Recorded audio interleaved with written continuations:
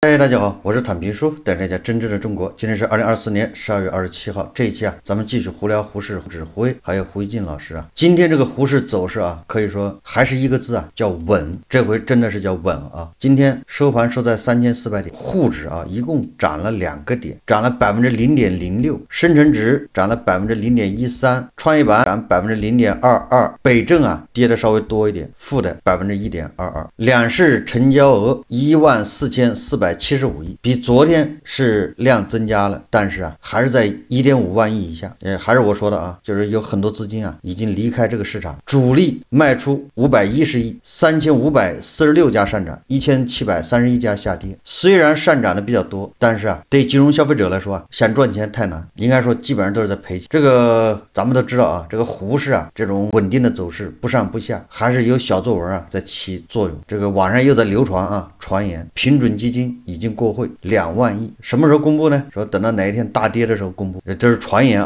第二个说这个周末要降准，降准的可能性是有的，但是这些实际上这个降准跟胡适关系不是太大。平准基金呢有点关系，但是金融消费者不要高兴的太早，不管是什么基金、国家队，只要救市，最终买单的还是韭菜还是金融消费者。不要老想着天上掉馅饼，你不买单，我不买单，那你说难道还让国家队买单？这个往哪儿说也说不过去平准基金对吧？它不是来送钱，它不是给这个金融消费者发钱。在一个零和博弈的市场，你什么基金什么国家队进来，最终受损失的都是金融消费者，因为是零和博弈。然后呢，国家队平准基金它也不能赔，你说怎么办吧？所以只能牺牲金融消费者，这是没有办法的事。所以希望广大的金融消费者要体谅，要予以理解因为这是一个零和博弈甚至它是个负的博弈。关于胡适这个最近据说这个外媒又说咱们胡适是个骗子市场，还有的这个财经评论员，当然了是国外的说不要企图在胡适赚钱。大家可以看视频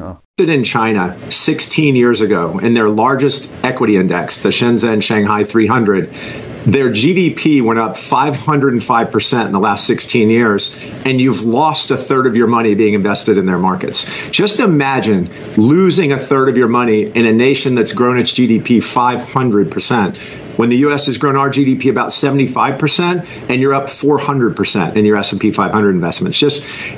Investing in China is a fool's errand. 当然了，我对这种观点是不认可的，予以痛斥。我们的胡适可以说是走的最稳，主打一个稳。你看看今天精确控制2个点，涨2点，不是涨2%，还有比这个更稳的市场吗？可以说全世界要说咱们第二，没有人好意思说自己第一。就稳定而言我们可以说是全世界最稳定的资本市场。我们现在力求精确控制，我们也有能力保护中小投资者，让中小投资者把自己的注意力集中到指数上面来，不要老盯着自己的账户，自己的账户起起落落的那都是正常情况，主要是看指数多稳。所以对于海外这些专家这些外媒抹黑咱们的胡适这个是坚决不能容忍的，应该予以抵制我们的胡适现在问题在哪儿呢？问题就在这些散户不听劝，非要去炒小炒差，对吧？咱们监管部门明确说了要做耐心资本，你偏要去炒那个绩差股、小盘股，这个你能赖谁？明明那边大盘股、金融股、中特估，对吧？国家队在那已经准备好了，酒席都安排好了，等着你来，你们就是不来，疑神疑鬼的，你还非要自作聪明去炒那个微盘股，炒那个中南西北、中发白7个葫芦娃，非不相信这政府的手可以控制这一切。关于胡适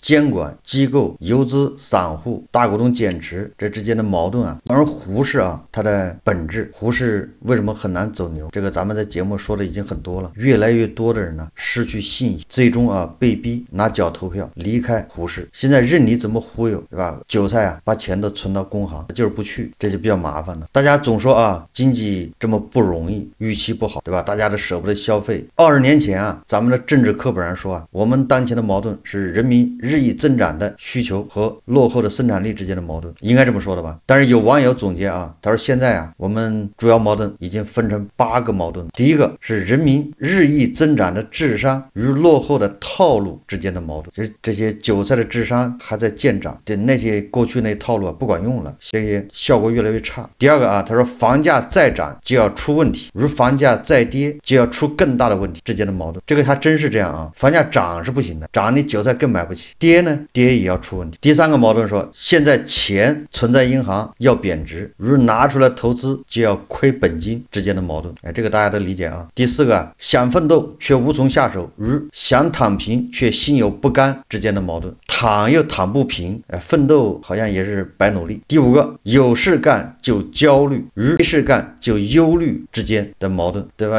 失业了就焦虑，上班吧又忧虑。第6个矛盾说1000万新生儿嫌少，与1000万大学生毕业嫌多之间的矛盾，对吧？现在每年700万800万的新生儿，咱们说少了，所以想办法提高这人口出生率，对吧？要刺激忽悠这年轻人结婚生孩子，生了1胎生2胎，生了2胎的刺激他生3胎，出生率太低了。一面呢1000万大学生毕业找不到工作，嫌弃。第7个矛盾啊，说35岁后就找不到工作，与60岁要延迟退休之间的矛盾。对啊，35岁就失业了，但是你想退休啊，那等到65，所以你30年，这个差不多也叫消失的30年。这30年咋办呢？然后第8个啊，国家在不断刺激投资消费，与企业在不断减员降薪之间的矛盾。说白了就是国家啊不断的刺激消费，然后呢韭菜的收入不断的下降，两者之间的矛盾。国家希望你花钱享受生活，提高生活品质，但是你的收入却在下降，没有办法完成国家的交给他光荣的任务，感到惭愧啊，对吧？国家是多么希望你过上高品质的生活，多去消费，国家都给你开了方便之门啊，提供各种便利，希望你能过上优越的生活啊，优越的生活。但是韭菜囊中羞涩，自己觉得不好意思，辜负了国家的这个信任培养，辜负了国家的一片好心。李佳琦说了啊，这么多年你努力了吗？这网友总结的还是挺到位的。现在是8大矛盾呢，每个矛盾都挺难解的。说到消费啊，我们的这个胡一静老师啊，这2天恐怕略赚了一点钱，又开始有点飘了。在这个比亚迪啊，在巴西出了这个事情，我也做了2期节目。本来这个事情呢，首先比亚迪关系不是特别大，那比亚迪作为甲方，他有责任啊，但是他完全可以响应呢巴西劳工部门的这个说法，然后呢要求这个施工方要善待劳工，善待这些建筑工人。这个本来是个顺理成章的事，对比亚迪来说啊，他应该马上就对吧，然后调查原因，不行的话增加拨款，对吧？这是你的这个建筑的这个预算还要上调，对吧？把这些合理的利润要留出来，然后呢要让这些建筑工人的住宿条件、吃的条件要得到改善。本来这是个好事，但是被这个很多所谓的正能量偏要说是啊，人家给比亚迪抹黑，甚至在给中国抹黑。这个胡一静老师啊也在里面开始洗地。我们看胡一静老师啊，他是怎么评价的，你就知道胡一静老师他屁股坐在哪边，他那个这么多年啊，他那个养成的那个思维，他考虑问题出发点在哪？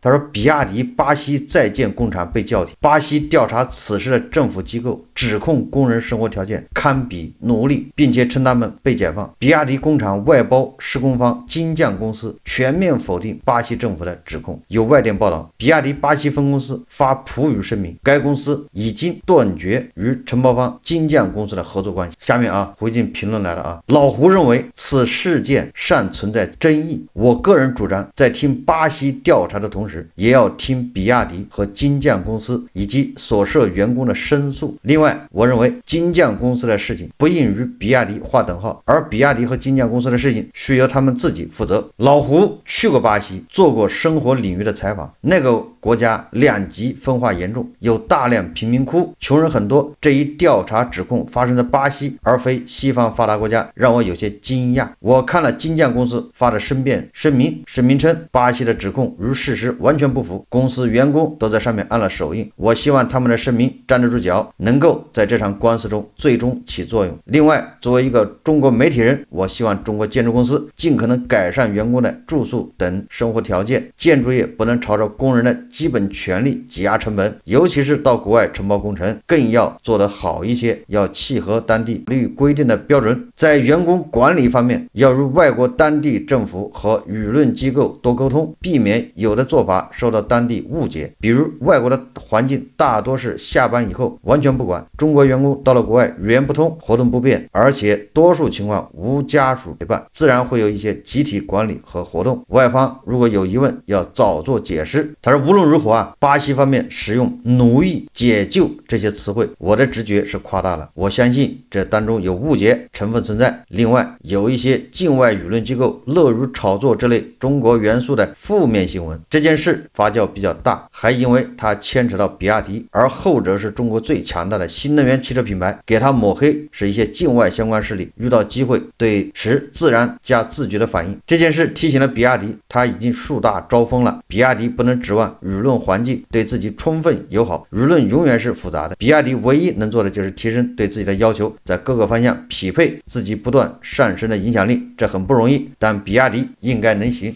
胡锦老师啊，就是和稀泥啊，两边都抹一把。实际上胡锦老师啊，他第一反应是面子，这个事情出了，他认为是个负面，对国家形象不，对比亚迪的形象也不。第一反应是面子，他第一反应不是说啊，这是我们的同胞，哎，这是我们的农民工兄弟，他们不容易，他们纠结，对吧？他们愿意在这种环境下，连巴西人都看不过去的，都觉得是这个糟糕啊，非常差的环境，这些农民工都愿意去。他不是从这个角度去看，他是从面子。你看这个事关的面子，大国的形象，比亚迪的形象，对吧？这是他的本能反应，第一反应。正因为有这反应，所以他把所有报道这个事情的媒体都认为是对大国有益，对吧？你是专盯着这个报道，这个负面的，好的你从来，对吧？这就跟那个比亚迪的这个公关说的一样，变成一切都是美西方故意抹黑比亚迪，抹黑比亚迪就是抹黑中国。你看，所以他们考虑问题不是从牛马的角度，牛马不义啊，它是关乎面子，在大国的面子面前，牛马的生活不足一提啊，放在次要的位置。胡锦老师啊，他也在中国啊，也是从基层跑前线跑现场，他本应该对这些不陌生，他应该了解，结果他也装糊涂。他说什么？个人主张在听巴西调查的同时，也要听比亚迪、金匠公司以及所涉员工申诉。你这还有什么申诉的？人家现场调查取证，按照人家的法律，你这已经是违规了。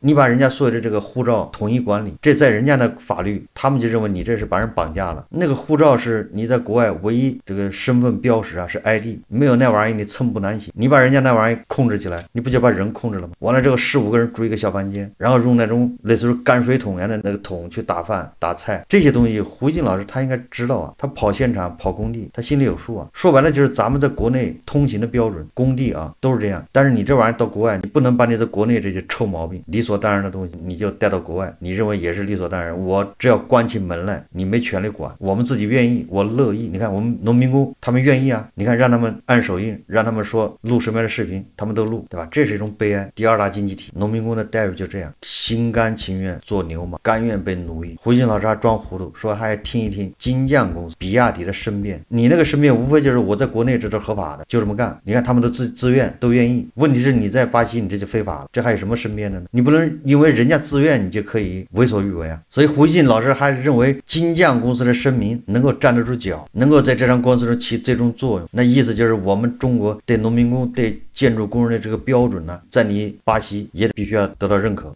这是我们自己人的事，我们愿意。虽然胡锦说了啊，作为一个媒体人，我希望中国建筑公司尽可能改善员工的住宿和等生活条件，然后建筑业不能朝着工人的基本权利挤压成本，尤其是国外承包工程。意思就是说你在国内挤压也就算了，到了国外啊，好歹面子工程还要点脸，不就这意思吗？然后也急于勤着做解释，一旦外方不理解，你要跟人解释，这在我们那儿就这么干。胡锦老师说啊，巴西方面用奴役、解救这些词，他认为是夸大了，那就是胡锦老师他就是习以为常，他认为这些无所谓啊。这个中国的建筑工人语言不通，在那儿自己瞎跑，万一出事了怎么办？所以我们把他管起来，这有什么不好的呢？天经地义，你看看，对吧？都是为你好，把你管起来，怕你瞎跑，所以把你护照统一管理，怕你乱花钱，所以那钱不发给你，对吧？等工程结束了再给你结算，就怕你在那儿瞎花呀。你看看，所以你看看网上所有的正能量啊，他第一反应他不是说为这些农民工感到一种无力感，一方面缺钱，什么苦活脏活什么条件他都去干，一方面对吧，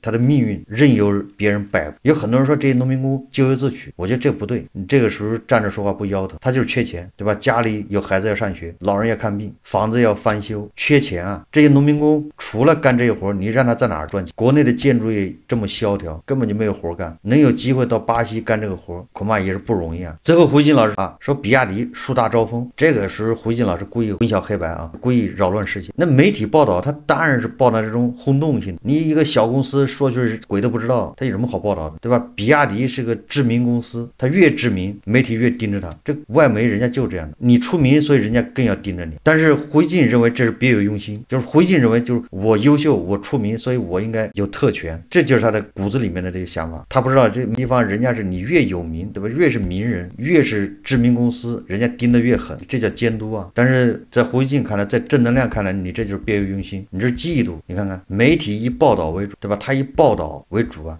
你说媒体他嫉妒比亚迪干啥？比亚迪难道是媒体吗？就媒体之间的互相嫉妒，有可能同行是冤家。所以胡锡进你看他颠倒黑白，他把人家媒体正常的监督，他非要描述成别有用心的看笑话放大，对比亚迪看笑话放大，乃至对中国。因为胡锡进老师他这一辈子啊，主要从事的是宣传，宣传就是讲好的，不管你信不信，反正我这么说，就这么宣传。所以一旦说别人坏话的时候，他就认为这是你看宣传，你宣传别人坏，那不是故意的吗？那不就是别有用心吗？他不知道宣传和报道，他按理他应该懂啊。当然胡锡进也说了一些片汤话啊，什么希望比亚迪啊不断上升，不断努力，能够匹配得上自己的这个影响力啊，希望什么建筑公司对工人提高这个生活条件，这也是一种站在一种既得利益者的这种位置上对这个底层人的一种施舍恩赐，就是说来说去就是感恩感谢感激。所以说来说去啊，最后啊大家思考一下，这些所谓的正能量，他们不会真的关心底层人，不会真的关心韭菜的命运，他只是关心的虚无缥缈的所谓的形象面。好，这期节目我们就聊到这里，感谢大家收看。如果喜欢我的，欢迎订阅转发，也可以在下方留言评论，谢谢大家。